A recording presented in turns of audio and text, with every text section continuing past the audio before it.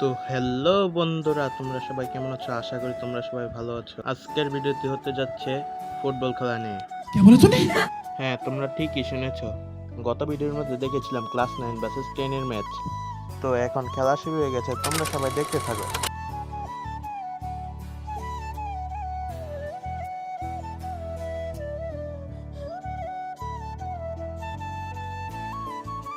তো এখন খেলার সময় শেষ।